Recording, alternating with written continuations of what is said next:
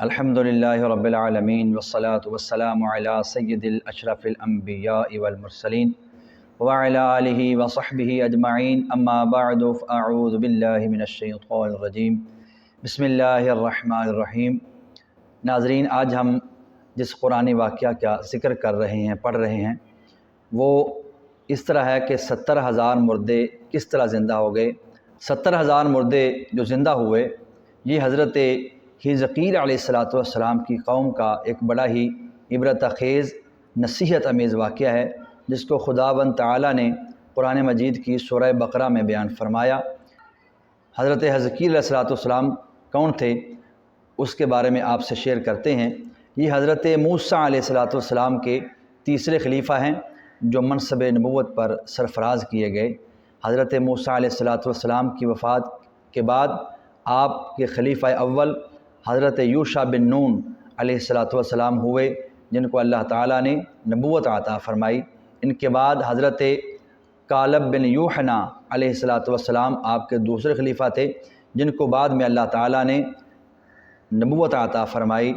اور پھر ان کے بعد آپ کے تیسرے خلیفہ حضرت حزقیل علیہ السلام، جو حضرت موسیٰ علیہ السلام کے جانشین اور نبی ہوئے۔ حضرت حزقیل علیہ السلام کا لقب ابن العجوز یعنی کہ بڑھیا کے بیٹے ہے۔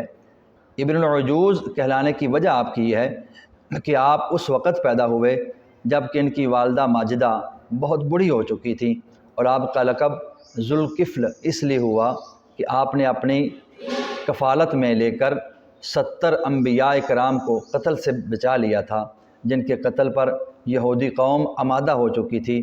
پھر یہ خود بھی خدا کے فضل و کرم سے یہودیوں کی تلوار سے بچ گئے اور برسوں زندہ رہ کر اپنی قوم کو ہدایت فرماتے رہے۔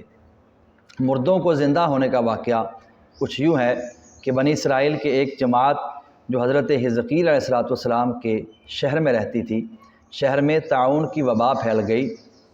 طاعون کی وبا پھیل جانے سے جو شہر کے لوگ تھے، انہیں موت کا خوف بہت زیادہ ہو گیا، اور یہ لوگ موت کے ڈر سے سب کے سب شہر چھوڑ کر ایک جنگل میں بھاگ گئے۔ پرانے وقتوں میں طاعون کی بیماری ہوا کرتی تھی، اور یہ بیماری جو ہے وہ جان لیوا ہوا کرتی تھی، تو وہ لوگ سب کے سب ڈر کر ایک جنگل میں بھاگ گئے۔ وہیں رہنے لگے کہ ہمیں موت یہاں نہیں آئے گی، یا ہمیں کسی قسم کا جو ہے وہ ڈر نہیں ہے۔ تو اللہ تعالیٰ کو ان لوگوں کی حرکت بہت زیادہ ناپسند ہوئی، چنانچہ اللہ تعالیٰ نے ایک عذاب کے فرشتے کو اس جنگل میں بھیج دیا، جس نے ایک پہاڑ کی آڑ میں چھپ کر ایسی چیخ ماری بلند آواز سے کہ یہ کہہ دیا کہ موتو یعنی تم سب مر جاؤ۔ ایسے بھیانک چیخ ماری کہ اس کو سن کر بغیر کسی بیماری کے بالکل اچانک یہ سب کے سب مر گئے، جن کی تعداد 70,000 تھی۔ ان مردوں کی تعداد سے اس قدر زیادہ تھی کہ لوگ ان کے کفن و دفن کا کوئی انتظام نہ کر سکے، اور ان مردوں کی لاشیں کھلے میدان میں بے گور و کفن 8 دن تک پڑی رہیں اور گلنے سڑنے لگیں، تو بے انتہا بدبو اور تعفن پھیل گیا پورے جنگل، بلکہ اس کے اطراف میں بدبو پیدا ہو گئی۔ کچھ لوگوں نے ان کی لاش پر رحم کھا کر چاروں طرف سے دیوار اٹھا دی کہ کسی کی ان لاشوں پر نظر نہ پڑے، اور بدبو سے درندے بھی محفوظ رہیں۔ کچھ دنوں کے بعد حضرت حزقیل علیہ السلام کا اس جنگل میں ان لاشوں کے پاس گزر ہوا، تو اپنی قوم کے 70,000 انسانوں کی اس موت ناگہانی اور بے گور و کفن لاشوں کو دیکھ کر بہت زیادہ پریشان ہوئے۔ ان کو بہت زیادہ رنج و غم ہوا، اور دل بھر آیا، اور آپ دیدہ ہو گئے، اور آپ رونے لگے، اور رو رو کے اللہ پاک کی پاک بارگاہ میں دعا کرنے لگے کہ یا اللہ، یہ میری قوم کے افراد تھے جو اپنی نادانی سے یہ غلطی کر بیٹھے کہ موت کے ڈر سے شہر چھوڑ کر جنگل میں آ گئے۔ یہ سب میرے شہر کے باشندے ہیں، ان لوگوں سے مجھے انس تھا، محبت تھی، یہ لوگ میرے دکھ سکھ کے شریک تھے، یہ لوگ میرے ساتھ پلے بڑے تھے، یہ میری عزت کرنے والے تھے، یا اللہ تیری عبادت کرنے والے تھے۔ افسوس کہ میری قوم آج ہلاک ہو گئی اور میں بالکل اکیلا رہ گیا۔ اے میرے پروردگار، اے میرے رب، یہ وہ قوم تھی جو تیری حمد کیا کرتی تھی، جو تیرے نبی کی عزت کیا کرتی تھی، تیری توحید کا اعلان کرتی تھی، اور تیری کبریائی کا خطبہ پڑھتی تھی۔ آپ بڑے سوز دل کے ساتھ دعا میں مشغول تھے۔ جبریل امین علیہ السلام حاضر ہوئے اور فرمایا کہ اے اللہ کے نبی، اللہ پاک فرماتے ہیں کہ آپ ان بکھری ہڈیوں سے دعا فرما دیجئے کہ اے ہڈیوں، بے شک اللہ تعالیٰ تم کو حکم فرماتا ہے کہ تم اکٹھا ہو جاؤ۔ یہ سن کر بکھری ہوئی ہڈیوں میں حرکت پیدا ہوئی اور ہر آدمی کی ہڈیاں جمع ہو کر ہڈیوں کے ڈھانچے بن گئے۔ یہ وحی آئی کہ اے حزقیل علیہ السلام، آپ فرما دیجئے کہ اے ہڈیوں، تم کو اللہ کا یہ حکم ہے کہ تم گوشت پہن لو۔ یہ کلام سنتے ہی فوراً ہڈیوں کے ڈھانچوں پر گوشت پوست چڑھ گئے۔ پھر تیسری بار یہ وحی نازل ہوئی کہ اے حزقیل، اب یہ کہہ دو کہ اے مردو، خدا کے حکم سے تم سب اٹھ کر کھڑے ہو جاؤ۔ چنانچہ آپ نے یہ فرما دیا کہ آپ کی زبان سے جملہ نکلتے ہی 70,000 لاشیں یکدم یہ پڑھتے ہوئے کھڑی ہو گئیں کہ سبحانک اللہم و بحمدک لا الہ الا انت۔ پھر یہ سب لوگ جنگل سے روانہ ہو کر اپنے شہر میں آ کر دوبارہ آباد ہو گئے اور اپنی عمروں کی مدت پھر زندہ رہے۔